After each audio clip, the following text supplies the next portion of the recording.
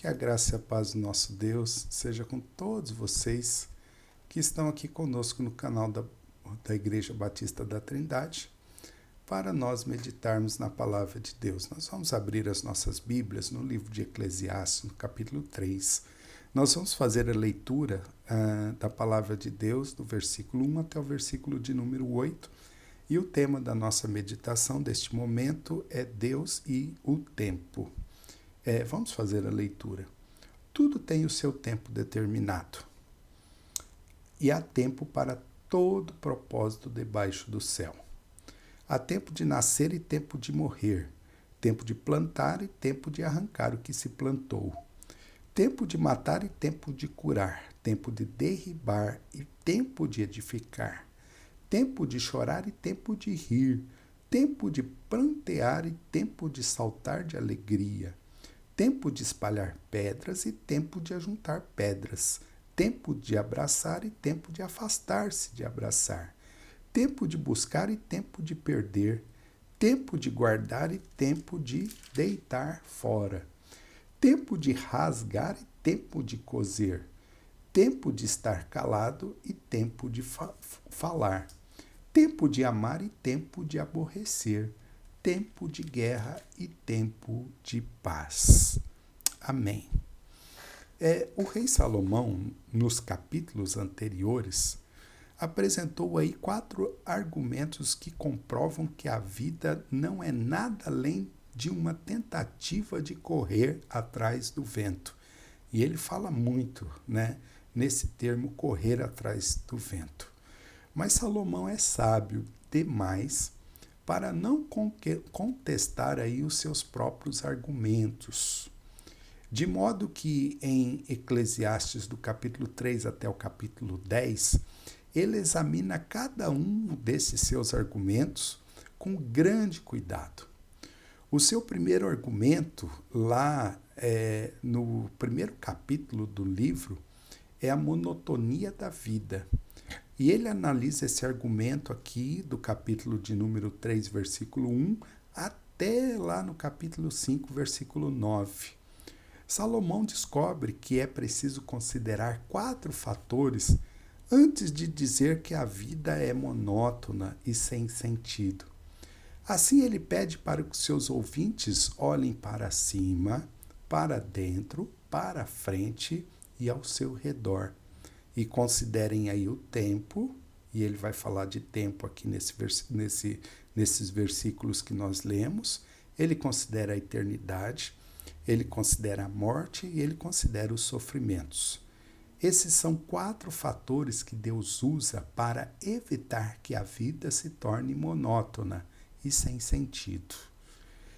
Nesses versículos que lemos, Salomão aqui ele está pedindo para nós olharmos para cima, para um Deus que está acima do ser humano, um Deus que está no controle do tempo e que equilibra as experiências da vida. Aqui nesse texto que nós lemos são usadas 14 declarações que Salomão afirma que Deus trabalha na vida de cada indivíduo procurando realizar a sua vontade. Todos esses acontecimentos aqui, que estão narrados nesse texto, vêm de Deus e são bons em seu devido tempo. A inferência aqui do rei Salomão é clara. Se cooperarmos com o tempo de Deus, a vida terá sentido. Tudo se fará formoso no seu devido tempo, conforme ele fala isso no versículo de número 11. Até mesmo as experiências mais difíceis. A maioria dessas declarações que estão aqui também nesse texto que nós lemos é fácil de entender, de modo que eu tratarei de apenas 3 delas que precisam de uma explicação mais específica. A primeira declaração aqui de Salomão está no versículo de número 2, que ele diz: tempo de nascer e tempo de morrer. Coisas assim como bem fortes e bem faladas na atualidade, que são ideias a respeito do aborto, a respeito do controle da natalidade, a respeito da eutanásia, a respeito do uso de espermatozoides e óvulos para fertilização in vitro, dão a impressão de que o ser humano está no controle do nascimento e no controle da morte. Mas Salomão, nesses versículos aqui, ele afirma exatamente o oposto. Segundo ele, o nascimento e a morte não são contingências humanas, mas sim são determinações divinas, pois é Deus quem está no controle, afirma Salomão. E a Bíblia Sagrada também afirma isso.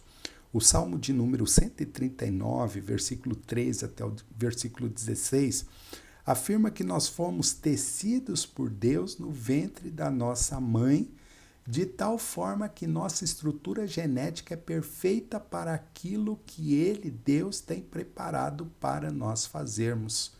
Meus queridos irmãos, nós podemos apressar a morte pela nossa insensatez, mas não podemos evitá-la. Quando chegar a hora, a menos que Deus haja aí de soberania sobre as nossas vidas, nós evitamos. Mas nós, como seres humanos, não podemos evitar a morte. É Deus que Ele pode fazer. Deus dá a vida e Deus também tira a vida. Vida pertence a Deus. Vida e morte pertencem à soberania de Deus e não às incertezas humanas. E é isso que Salomão está dizendo aqui. A segunda argumentação de Salomão é quando ele diz que há tempo de matar e tempo de curar. Versículo de número 3. É provável aqui que não se trate aí de uma referência à guerra, porque Salomão fala da guerra no versículo de número 8. Também esse tempo de matar e tempo de curar não se trata de autodefesa, mas sim ao resultado de uma peste na terra, conforme aí 1 Samuel, capítulo 2, versículo 6, onde o texto diz assim: o Senhor é que tira a vida e a dá, faz descer a sepultura e faz tornar a subir dela. Deus permite que algumas pessoas morram numa pandemia e que outras sejam curadas, porque a soberania da vida e da morte está nas mãos de Deus. E por mais que os homens tentem, não conseguem entender perfeitamente porque isso ocorre. E é perfeitamente isso que nós observamos aí em pandemias. Elas vêm e vão sem que os seres humanos entendam o que aconteceu. Isso aconteceu há 100 anos atrás e agora está acontecendo uma pandemia de novo por causa de um vírus. Elas vêm e elas vão sem que nós entendamos o que está acontecendo. Isso não significa que devemos recusar aí cuidados médicos. Quando a gente fala que a soberania de Deus, que Deus está no controle, eu não estou dizendo aqui, e a Bíblia não está falando, para a gente recusar aí os cuidados médicos, pois Deus pode usar os meios humanos e os milagres para realizar os seus propósitos. Por isso, tanto faz, porque o objetivo soberano de Deus da cura se cumpre, ou por meios humanos, ou por milagres realizados pelo próprio Deus. O terceiro argumento aqui de Salomão é quando ele vai falar no versículo de número 7. Tempo de rasgar e tempo de coser. Aqui trata-se provavelmente de uma referência ao costume israelita de rasgar as vestes em ocasião de luto ou arrependimento. Deus espera que nós nos entristeçamos ao perder entes queridos, ao perder pessoas para essa pandemia, mas que não façamos como os incrédulos. Em 1 Tessalonicenses, capítulo 4, versículo 13 e 14, diz assim: Não quero, porém, irmãos, que sejais ignorantes acerca dos que já dormem, para que não vos entristeçais como os demais, que não têm esperança. Porque se cremos que Jesus Cristo morreu e ressuscitou, assim também aos que em Jesus dormem, Deus os tornará a trazer com ele. Há tempo de chorar, mas também precisamos aprender a remendar o que for preciso e continuar vivendo a vida que Deus nos dá, a vida que é dádiva de Deus.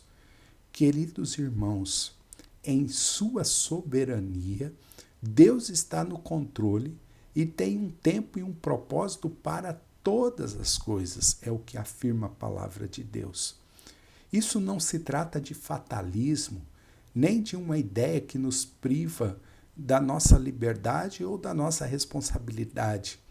Trata-se da providência sábia de um pai amoroso, que não erra e que promete que tudo cooperará para o bem daqueles que amam a Deus e que são chamados segundo o seu propósito. Que Deus abençoe a sua vida e lhe ajude a crer na soberania de Deus em todo o tempo. Vamos orar nesse momento. Senhor, nosso Deus e amado Pai, nós te agradecemos pela tua palavra e nós te pedimos, ó Deus, que o Senhor nos ajude a compreender que o Senhor está acima do tempo, está acima dos desígnios humanos. A sua soberania controla todas as coisas. Tu és um pai amoroso que ama os seus filhos e que, conforme a tua palavra diz, todas as coisas cooperam juntamente para o bem daqueles que amam a Deus e que são chamados segundo o seu propósito. Que possamos crer sempre nesta verdade da palavra de Deus. Pois em nome de Jesus que nós oramos e agradecemos. Amém e amém, Senhor. Que Deus abençoe ricamente a sua vida.